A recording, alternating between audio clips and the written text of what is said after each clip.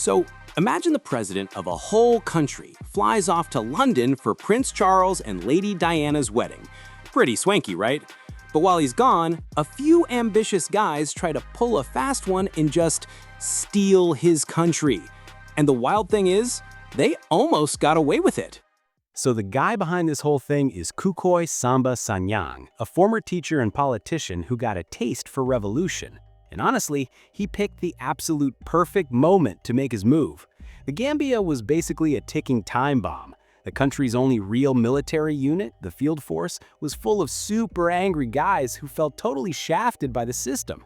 Sanyang was holding secret meetings in the back rooms of bars, plotting with other radicals and a bunch of disgruntled soldiers. They were just waiting for the perfect opportunity. Then, President Jawara hopped on a plane to London. Game on. The early hours of July 30th, 1981. It's pitch black. Sanyang and his small group of armed followers make their way on foot to the field force depot.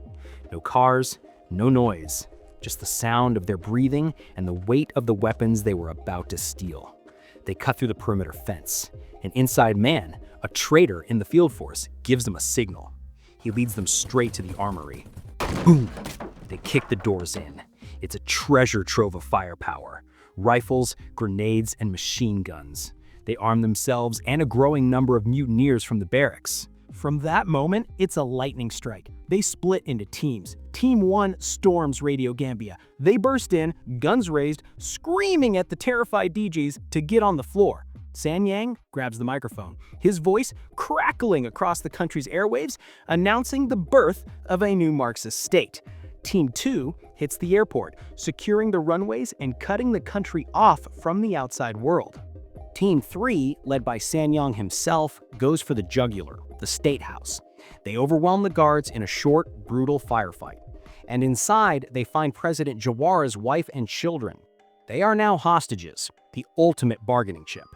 Banjul descends into a week-long nightmare. The rebels, now hundreds strong after arming civilian supporters, become a marauding force. They tear through the streets in stolen Land Rovers, firing AK-47s into the air. The city echoes with automatic gunfire and explosions. Loyalist police set up desperate roadblocks, but they're quickly overrun. For 5 days, the rebels are kings. They control the capital, the airport, the radio, and the president's family. They are winning. But President Jawara isn't just sipping tea in London. He gets the news and immediately invokes the Gambia's defense pact with Senegal. The message is sent. The Gambia is under attack. Send help. And help arrives. On August 1st, the Senegalese army thunders across the border.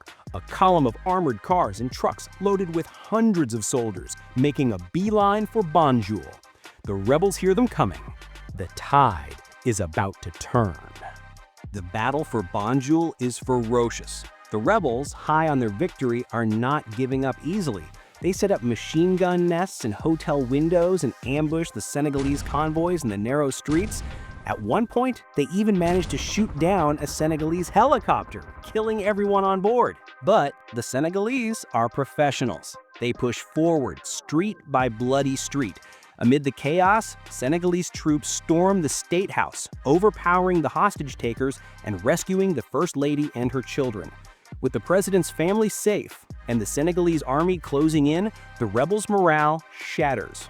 The revolution crumbles as quickly as it began. Sanyang, seeing his dream of a Marxist paradise literally going up in smoke, grabs what he can and flees. He escapes the country, leaving his followers to face the music.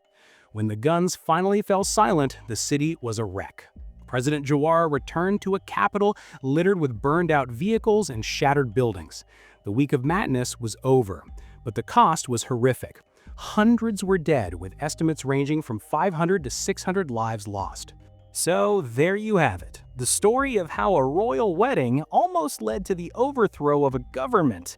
It's a wild ride, and a good reminder that you should never leave your country unattended, especially when there are revolutionaries waiting in the wings. All right, that's it for today's story. If you enjoyed hanging out with me and want more stories like this, go ahead and hit that like button. It really helps the channel out. And if you're new here, don't forget to subscribe so you don't miss the next episode. Thanks for watching, take care, and I'll see you in the next one.